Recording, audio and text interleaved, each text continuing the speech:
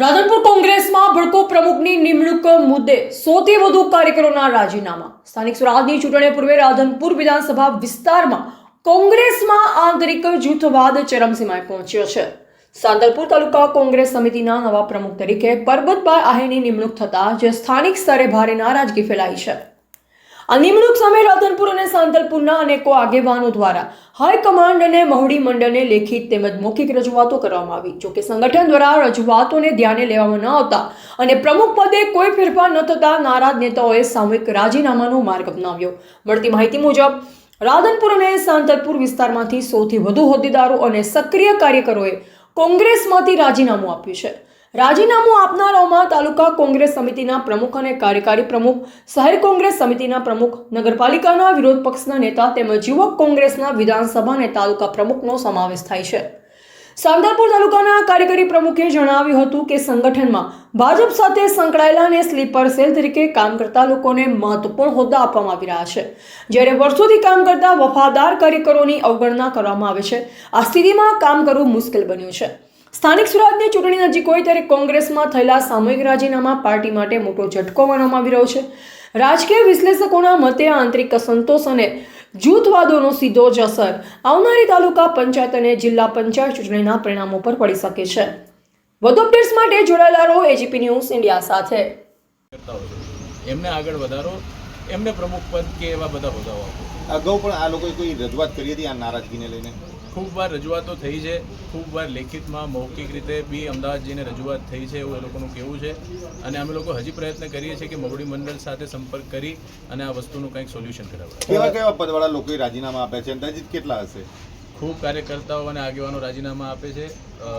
જવાબદાર આગેવાનોની વાત કરું તો રાધનપુર તાલુકા કોંગ્રેસ સમિતિના પ્રમુખ, રાધનપુર તાલુકા કોંગ્રેસ સમિતિના કાર્યકારી પ્રમુખ, સાંતલપુર તાલુકા કોંગ્રેસ સમિતિના કાર્યકારી પ્રમુખ, સાંતલપુર તાલુકા કોંગ્રેસ સમિતિના હાલ જે પ્રમુખ છે એ, રાધનપુર વિધાનસભા યુવક કોંગ્રેસના પ્રમુખ, રાધનપુર તાલુકા યુવક કોંગ્રેસના પ્રમુખ, રાધનપુર નગરપાલિકાના વિરોધ પક્ષના નેતા સહિતના આગેવાનો, જવાબદાર આગેવાનો રાજીનામા આપવાની વાત કરે છે। અને એમની સાથે એમના ટેકેદારો એટલે 400-500 લોકો અગર રાજીનામા આપશે તો આ વિસ્તારમાં કોંગ્રેસ ભાંગી જશે। આ વિસ્તારમાં ફરી કોંગ્રેસને ઊભી કરવી બહુ અઘરી પડશે। અને વિસ્તારના લોકોની આગેવાનોની જે માંગણી છે સંગઠન સૃજન અભિયાનમાં સેન્સ લઈ, વિસ્તારના લોકોનો, ગ્રાઉન્ડના લોકોનો સેન્સ લઈ અને જે નિમણૂકો આપવી જોઈએ એ રીતે નિમણૂકો ક્યાંક ને ક્યાંક નથી અપાણી, એટલે આ લોકોમાં ખૂબ રોષ છે। આદિત્યભાઈ, આગામી સમયમાં સ્થાનિક સ્વરાજની ચૂંટણી આવી રહી છે, કેટલી અસર થઈ શકે? ખૂબ નુકસાન થાય। આખી કોંગ્રેસ અગર અહીંયા રાજીનામા આપી દે તેનાથી ખૂબ કોંગ્રેસને નુકસાન થશે। અને અમારા લોકોનો એ જ પ્રયત્ન રહેશે કે આવા કોઈ પગલાં કોઈ આગેવાનો ના લે।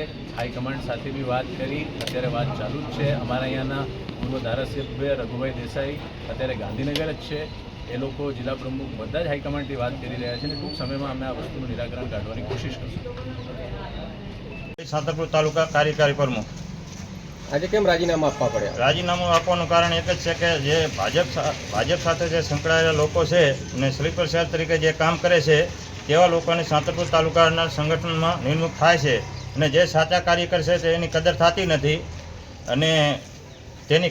નથી અને મારા સમરકક્ષ સાથે હું કાર્યકારી પ્રમુખ શ્રી રાજીનામું કોંગ્રેસ પાર્ટીમાંથી આપું છું। અને જો આ નિમણૂક બદલાવવામાં નહીં આવે તો આવનારી તાલુકા પંચાયતને, જિલ્લા પંચાયતને અને કોંગ્રેસને ખૂબ મોટું નુકસાન થાય છે।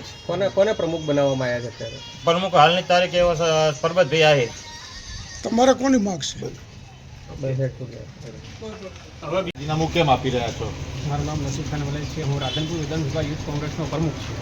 મને મોડી રાત્રે જે મેસેજ મળ્યો છે કે સાંતલપુર તાલુકાના પ્રમુખ પદે જે હાલ જે નિમણૂક આપી છે એના વિરુદ્ધમાં એ બધા ભાજપથી સંકળાયેલા લોકો છે અને ભાજપના સ્લીપર સેલ છે। અત્યારે હાલ બધા કોંગ્રેસના કાર્યકર્તાઓ અત્યારે બધા નારાજ છે। 500થી વધારે કોંગ્રેસના કાર્યકર્તાઓ હાલ રાજીનામું આપે છે અને આવનારા સમયમાં તાલુકા જિલ્લા પંચાયતની ઇલેક્શન આવી રહ્યું છે, તેમાં કોંગ્રેસને બહુ મોટું નુકસાન થવાની સંભાવના છે। મારે પ્રદેશને એટલું જ કહેવાનું છે કે તાત્કાલિક જે અત્યારે હાલ જે નિમણૂક આપી છે હાલ જે સાચા કોંગ્રેસના કાર્યકર્તાઓ છે એમની નિમણૂક આપી તો કોંગ્રેસને આવનારા સમયમાં અહીંયા રિઝલ્ટ મળી શકશે। કોની નિમણૂકથી નારાજગી છે? હાલ જે કોંગ્રેસની જે નિમણૂક આપી છે કે પરબતભાઈ આહિરની નિમણૂક રાત્રે કે થઈ છે એ એમના વિરોધમાં અમે બધાએ રાજીનામું આપી છે। ઓકે।